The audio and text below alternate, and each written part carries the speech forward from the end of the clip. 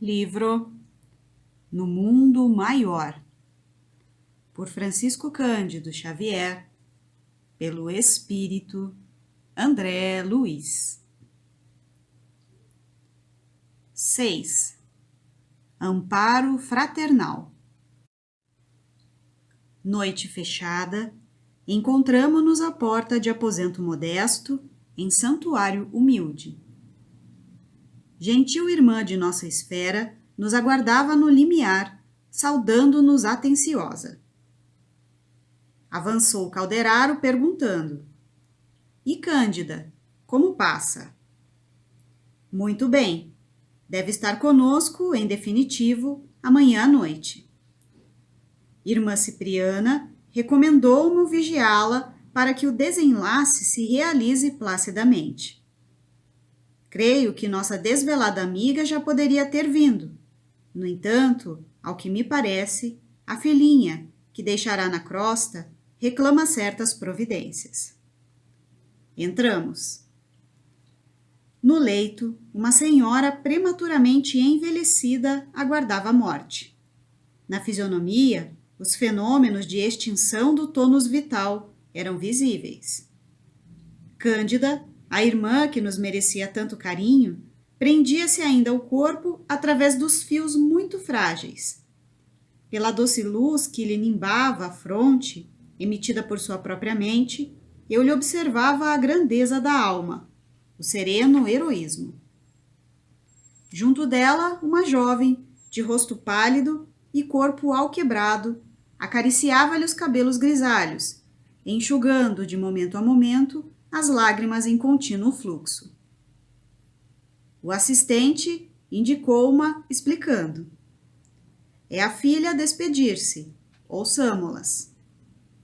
Cândida, amimando-a com dificuldade, falava comovida: "Julieta, minha filha, tenha cuidado consigo. Você sabe que, provavelmente, não mais me levantarei. Receio deixá-la entregue aos embates do mundo sem mãos amigas." A moça trazia a garganta comprimida. O pranto copioso testemunhava-lhe a extrema angústia. A mãezinha, porém, refreando a custo a comoção, prosseguia generosa: "Meus filhos abandonaram-nos.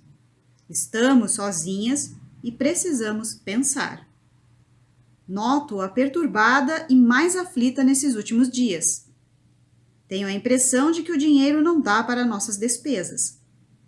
Que estará acontecendo? Tenho sido tão pesada a sua juventude. Entretanto, permaneço confiante em Jesus. Diariamente, rogo ao Senhor não nos desampare. Temo que seu destino se desvie do caminho reto por minha causa. De outras vezes, filhinha, receio que você acabe enlouquecendo." E depois de ligeira pausa, em que apertou mais carinhosamente a destra da mocinha, que não aparentava mais de 20 anos, a enferma continuou: "Ouça, você não ignora que nos últimos meses a despesa tem sido enorme. As intervenções que sofri foram melindrosas e longas. As contas são gigantescas. E o dinheiro? Tranquilize-me, querida." A moça enxugou as lágrimas abundantes e informou: "Não se aflija, mamãe. Temos o necessário. Estou trabalhando." "Mas a costura rende tão pouco", acentuou a enferma em tom desalentado. "Oh, não se veste tanto. Além dos nossos recursos naturais, tomei pequeno empréstimo. Dentro de alguns meses, tudo retomará o ritmo normal." "Permita-o Deus." Findo o intervalo mais longo, indagou a doente: "Onde está o Paulino?" A filha ruborizou-se e respondeu acanhada: "Não sei, mamãe." "Não se vem há muito?" "Não," tornou a moça tímida. "Desejaria vê-lo. Temo partir de um momento para o outro e não vejo pessoa a quem solicitar assistência para sua mocidade. Que será de você sozinha, ao sabor das circunstâncias. O mundo está referto de homens maus que espreitam o ensejo de flagiciar. Nesse instante, dos olhos lúcidos de Cândida, escaparam algumas lágrimas que me abrasaram o coração. Se eu morrer, minha filha, prosseguiu com tocante acento, não se deixe arrastar pelas tentações. Procure recursos no trabalho digno, não se impressione com as promessas de vida fácil. Você sabe que a minha viuvez nos deparou dificuldades angustiosas. Seu pai, contudo, nos deixou uma pobreza honesta e cheia de bênçãos. Em verdade, seus irmãos, fascinados pelo ganho material, relegaram-nos ao abandono, ao esquecimento, mas nunca me arrependi da humildade do trabalho. Cedo perdi a saúde, e muito breve os desenganos me lancinaram o coração. Todavia, neste grabato de silêncio e de dor, a paz é a coroa de minha alma e reconheço que não há fortuna maior que a consciência tranquila. Sabe o Senhor os motivos de nossos sofrimentos e privações, e só nos cabem razões para louvá-lo. De tudo quanto padeci, remanesce-me um tesouro, o seu devotamento, minha filha. Seu carinho enriquece-me. Morrerei feliz, sabendo que um coração de filha me lembrará na terra com as preces do amor que nunca morre. Entretanto, Julieta, não desejo que você seja boa e dócil tão somente para comigo. Obedeça igualmente a Deus. Consagre-lhe amor e confiança. Ele é nosso Pai de infinita bondade e de nós pede apenas um coração singelo e uma vida pura. Conforme-se, filhinha, com os desígnios divinos, no turbilhão das provas humanas, e não descoroçoe. Ó, mamãe, não prossiga, soluçou a jovem desabafando-se. Não prossiga. Estaremos sempre juntas. A senhora não morrerá. Viveremos uma para a outra. Jamais nos separaremos. Acalme-se. Não quero vê-la aflita. Tudo passará. O médico prometeu-me iniciar tratamento mais enérgico. Tenhamos fé. Cândida esboçou triste sorriso, acariciou as mãos da jovem e falou: Obrigada, minha filha. Estou calma e feliz. Olhou em seguida os ponteiros do relógio próximo e acrescentou: Vá sossegada. O horário de nossa palestra terminou. Beijaram-se comovidamente e Julieta, após carinhoso adeus, afastou-se. Sigamo-la, disse Calderaro atento. Devemos assisti-la com recursos magnéticos. Tenho instruções de Cipriana a respeito. Em caminho, o instrutor esclareceu-me a história da agonizante. Enviuvara Cândida, muito moça, com 3 filhos, 2 rapazes e Julieta, cuja educação lhe impusera amarga renúncia aos bens da vida. Lutara, trabalhara e sofrera com resignação e coragem. Os filhos varões, a quem revoltava a pobreza do lar materno, abandonaram-na, buscando centros distantes, para atender a impulsos menos edificantes da mocidade. Perseverou a viúva na existência singela, consagrada à preparação do futuro da filha. Iniciou-a nos trabalhos de agulha, em que a menina se revelou, de pronto, excelente profissional. Mas, depois de alguns anos de provações mais rudes, a nobre genitora caiu, extenuada. Hospitalizada, sofreu diversas intervenções no campo orgânico, sem resultados apreciáveis. Tão aflitiva se lhe tornou a situação que o recolhimento à casa de saúde já se alongava por 10 arrastados meses. A princípio, por si só, Julieta conseguiu satisfazer as exigências financeiras. Com o escoar do tempo, viveu, porém, a pobrezinha duelo tremendo entre a necessidade e o esgotamento. Exaustas as possibilidades de que dispunha, recorreu a parentes que se esquivaram cautelosos. Apelou para amigos que se mostraram indiferentes. As despesas, no entanto, cresciam sempre implacáveis. A costura não lhe oferecia a compensação necessária. Visitava a mãezinha diariamente ao crepúsculo, pondo-se a par da situação cada vez mais grave. Louca de angústia, bateu a todas as portas, e todas as portas permaneceram seladas.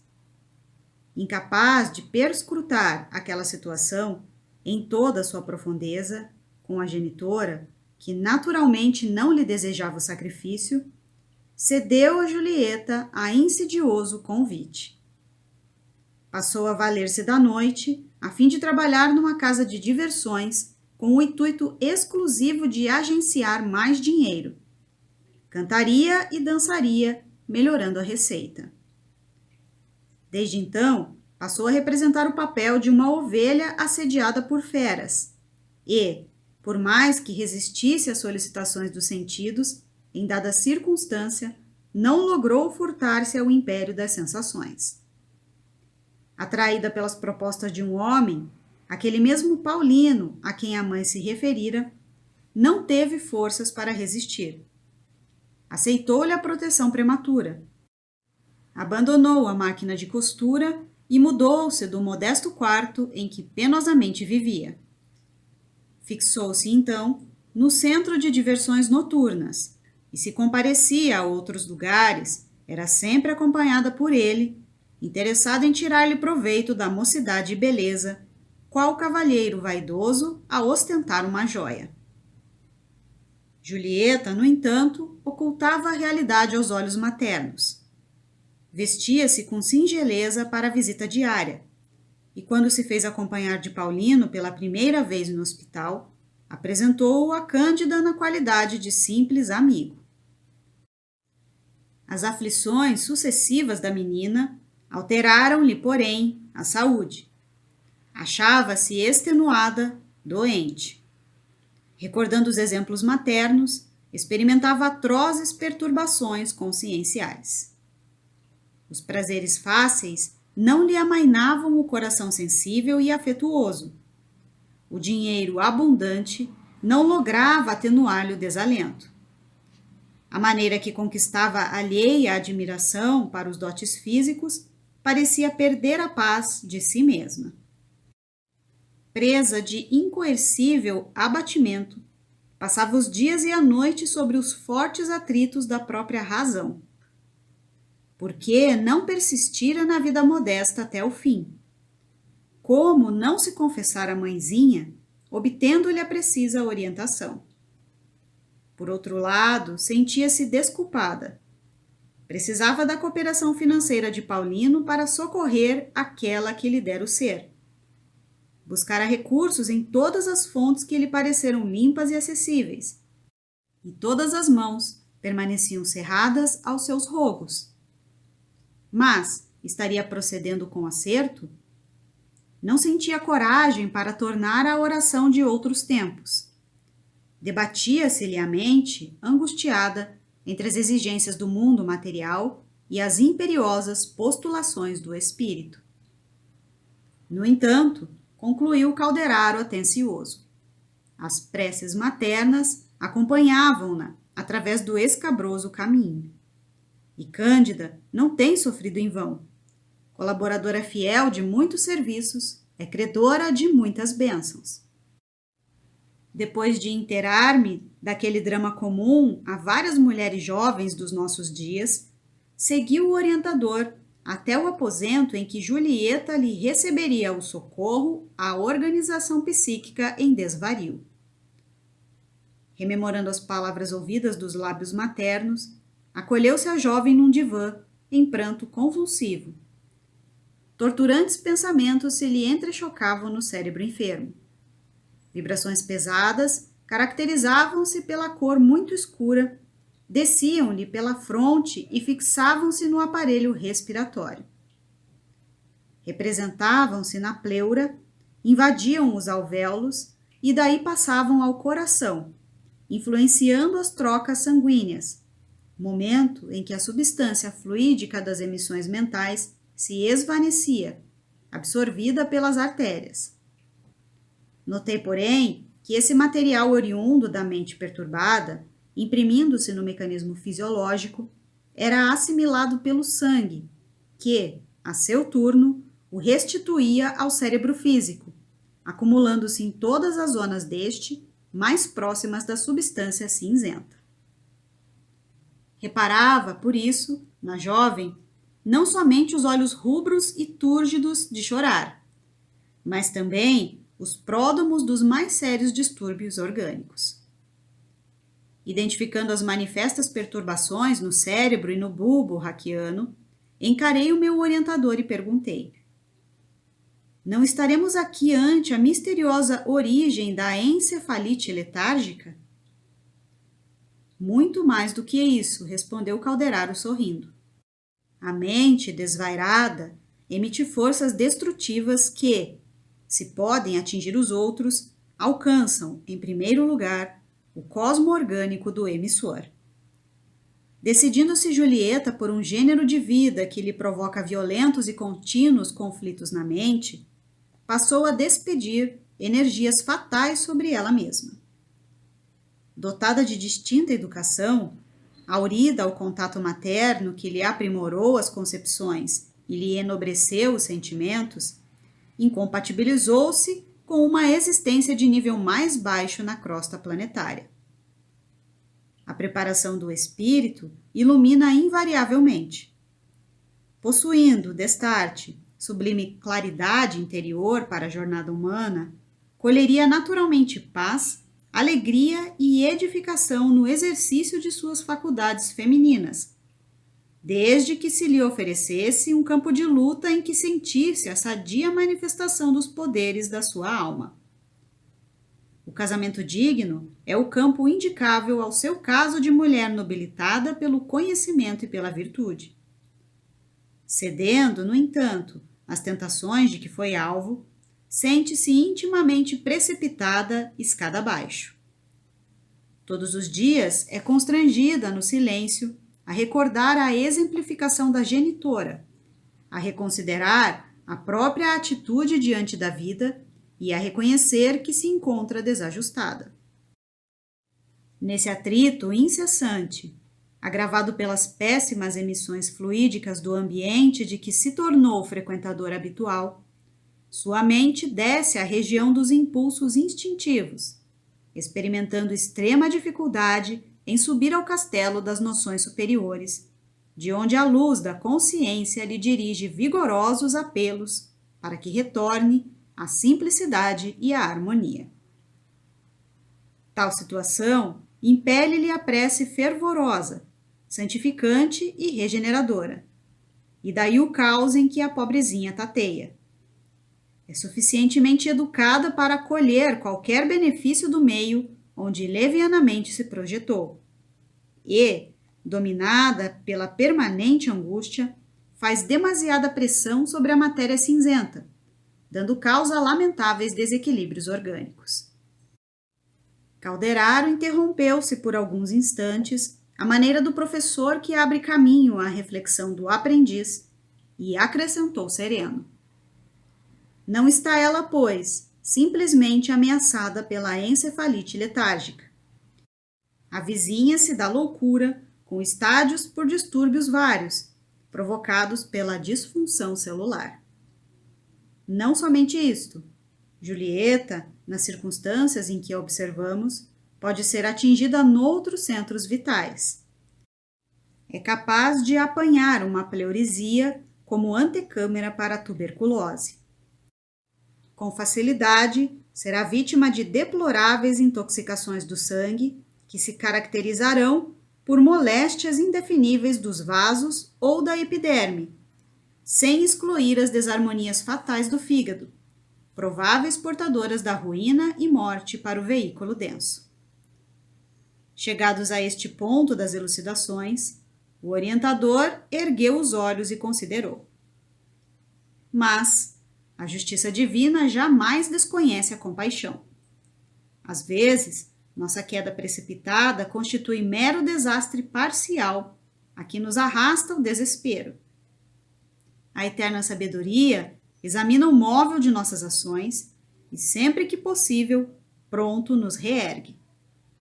Somente quando nos mergulhamos no total eclipse do amor e da razão, deliberadamente fugindo aos processos do socorro divino, mantendo-nos nas trevas completas do ódio e da negação, defrontamos com absoluta dificuldade de receber influências salvadoras. Então, deveremos esperar os atritos cruéis do tempo, aliados às forças de caráter compulsivo das leis universais. Se a jovem não pode elevar-se a plano superior, como a ave ferida pelo tiro de caçador impiedoso, a mãezinha doente permanece em poderosas orações transformadoras. Caiu a filha para socorrer-lhe o corpo, mas Cândida alcandorou-se mais por salvar-lhe a alma. Em vista disso, o amoroso poder de Cipriana agirá esta noite. Calou-se o meu interlocutor, submetendo a lacrimosa menina ao auxílio magnético de nosso plano, subtraindo-lhe certa quantidade de material escuro, segregado pela própria mente e acumulado ao longo do cérebro, o que levou a efeitos sem obstáculos dignos de menção. Todavia, como deixasse um tanto de tal substância na câmara cerebral, indaguei a causa dessa deliberação. O amigo tomou significativa expressão fisionômica e esclareceu. Tenho instruções relativas ao caso. Julieta não deve receber hoje nosso concurso integral. Precisa manter-se enferma do corpo, de modo a ausentar-se das noitadas que costuma praticar. Em breves horas será conduzida, junto de Paulino, em espírito, ao quarto de Cândida, onde a irmã Cipriana pretende dirigir-se a ele, valendo-se das breves horas do desprendimento parcial do sono. Compreendi tudo e, mais uma vez, admirei a ordem imanente na esfera do espírito. Em seguida, conduziu-me Calderaro ao serviço de assistência a um irmão sofredor, cujo caso examinaremos no próximo capítulo, a fim de não perdermos o fio do processo de auxílio a Julieta. Por volta das 2h, em plena madrugada, regressou comigo o instrutor ao modesto aposento de Cândida. Esta, fora do mirrado invólucro material, repousava nos braços de Cipriana, que lhe afagava a fronte com ternura de mãe.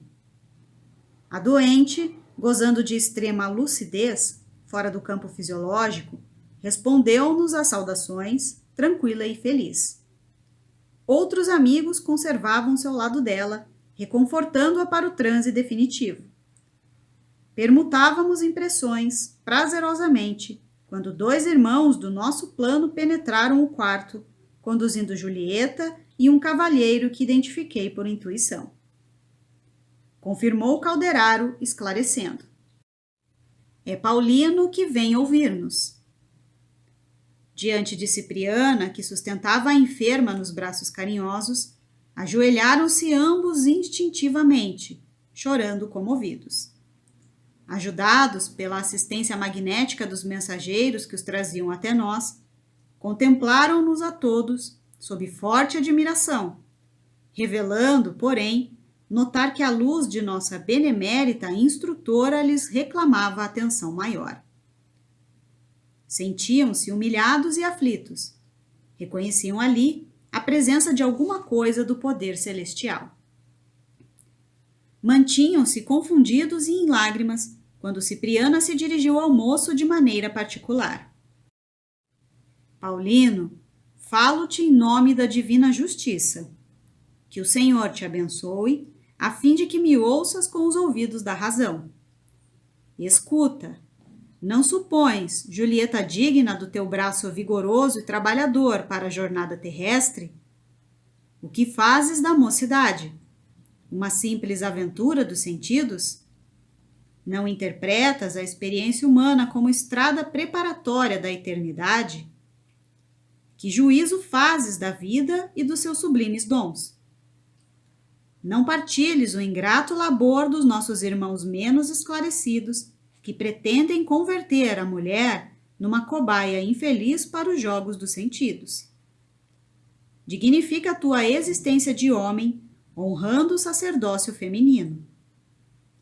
Renasceste na terra, guardado por seu devotamento crescente sobre os cuidados maternos, e encontrarás, ainda, na mulher, o vaso dileto para os teus sonhos de paternidade criadora. Porque persistir no vaidoso domínio de uma criatura pobre por mero impulso de egoísmo e de ostentação. Não te confrange contemplar a prolongada aflição de Cândida, atormentada por atroz pesadelo, ante a incerteza dolorosa do porvir da filha? Desperta para os teus compromissos de natureza superior. Não vieste ao mundo simplesmente para gozar. A existência terrestre, meu amigo, é abençoado colégio de iluminação renovadora. Que motivos te impelem a um condenável procedimento? És bom e útil, inteligente e nobre, porque te furtas a responsabilidade santificante. Nesse momento, Paulino, que chorava sob insopitável comoção, não falou, mas emitiu pensamentos que se fizeram claros para nós. Não hesitaria quanto ao casamento, ponderava raciocinando. Todavia, encontrara Julieta fora do santuário doméstico. Conhecera-a num círculo de pessoas menos responsáveis, em clima de sugestões que não convidavam à elevação espiritual. Não seria prudente defender-se? Não lhe constituía obrigação organizar um matrimônio em bases mais sólidas? Aproximara-se da jovem num clube noturno. Encontrara-a sem lar. A irmã Cipriana alcançou-lhe as ponderações, porque tornou firme após ligeira pausa. Perante o teu critério de homem de bem, as aflições de Julieta a tornam credora de maior amparo. A pobrezinha não procurou uma casa de entretenimentos menos dignos, alimentando segundas intenções. Não lhes conhece, porventura, as preocupações absorventes de filha dedicada? Não sabes que seus pés ali buscavam trabalho e arrimo, proteção e recurso? Enquanto diligenciavas mera distração para a mente ociosa, Julieta vivia humilhações, tentando ganhar o remédio necessário à mãezinha enferma. Como absolver a ti mesmo e condená-la? Com que direito chasqueaste a respeitabilidade de uma jovem que visava a tão sagrados objetivos? Haverá vileza no sol quando seus raios incidem no pântano? Será culpado o lírio que adereça um cadáver? Paulino, sacode a consciência adormentada pelas facilidades humanas. Ainda não sofreste quanto devias, para santificar e amar a vida. Não desprezes o ensejo que se te oferece. Coopera no resgate de jovem mulher que te não surgiu no caminho por mero acaso. O amor e a confiança não constituem obras de improviso. Nascem sob a bênção divina, crescem com a luta e consolidam-se nos séculos. A simpatia, no mais das vezes, é a realização de milênios. Não te aproximarias de Julieta com tamanho apego se ela já não figurasse em teu pretérito espiritual. Dedica-te a ela, salva-a da loucura e da inutilidade. Oferece-lhe o braço de esposo, honrando a vida, antes que a morte te despedace o vaso físico nas mãos invencíveis. É mais nobre dar que receber, mais belo amar que ser amado, mais divino sacrificar-se que extorquir alheios sacrifícios. Não te cause moça a crítica do mundo. A sociedade humana é venerável em seus fundamentos, mas injusta quando extermina os germes de regeneração espiritual para a vida superior, a pretexto de preservar-se. Venha a nós, Paulino. O Senhor abençoar-te-á o gesto digno. Amanhã, Cândida viverá as horas derradeiras da atual existência. Dá-lhe a paz, restitui-lhe o bem-estar, pelo muito que se mortificou para conservar a filha em posição respeitável. Não permitas que o amor se perverta em tua alma. Santifica-o com a responsabilidade, fortifica-o com os teus dotes naturais, e a providência estará ao teu lado por todo sempre. Calou-se a instrutora, mas de seu coração partiam raros de safirina luz, envolvendo o rapaz integralmente. O cavalheiro ergueu os olhos lacrimosos, contemplando-a, reconhecido, e declarou: recebo a vossa palavra como se fosse a da minha mãe celestial. Fazei de mim o que vos aprouver. Estou pronto. Cipriana depositou Cândida no invólucro físico, afetuosamente, e dirigiu-se ao jovem par, acrescentando: que o Pai nos abençoe a todos. Julieta e Paulino foram reconduzidos ao aposento do qual tinham vindo, e nós, de nossa parte, dilatamos a permanência no quarto da enferma em auxílio ao processo desencarnatório. Às 8 horas da manhã, Cipriana suprimiu-lhe a maior parte das forças. Chamado pela enfermeira vigilante, o médico prognosticou a morte próxima. Reclamada a presença da filha, compareceu a jovem depois do meio-dia, seguindo-se-lhe Paulino, visivelmente comovido. Que belo que é verificar a influência indireta do plano superior sobre os companheiros terrestres. Como haviam procedido nas horas de sono carnal, assim, ao observarem a venerável senhora em plena agonia, ajoelharam-se ambos, lacrimosos, quase na mesma posição de horas antes. Cândida fixou o rapaz em atitude suplicante e falou-lhe com dificuldade, embora Cipriana lhe não deixasse fugir as energias, mantendo a destra luminosa sobre a sua cabeça. A agonizante comentou comovedoramente a angústia que lhe torturava o espírito. Receava deixar a filha inexperiente no mundo à mercê das tentações. Apelava para o cavalheirismo de Paulino, que não a deixou terminar.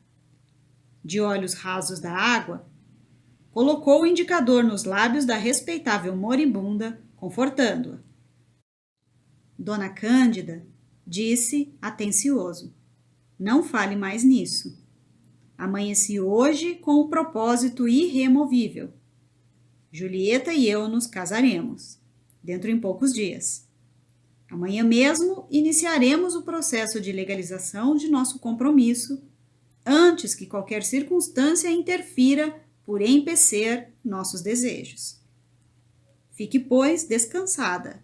A partir de agora, sou também o seu filho. A agonizante, chorando copiosamente, fez um sinal. Julieta aproximou-se enquanto Paulino colava o rosto aos seus cabelos prematuramente encanecidos. Foi então que Cândida, amparada por Cipriana, lhes uniu a mão, num gesto simbólico, osculando-as enternecidamente. Foi seu derradeiro movimento no corpo exausto. Em breves minutos, as pálpebras físicas cerraram-se para sempre, enquanto os olhos espirituais se abriam entre nós para a contemplação dos trilhos refulgentes da eternidade.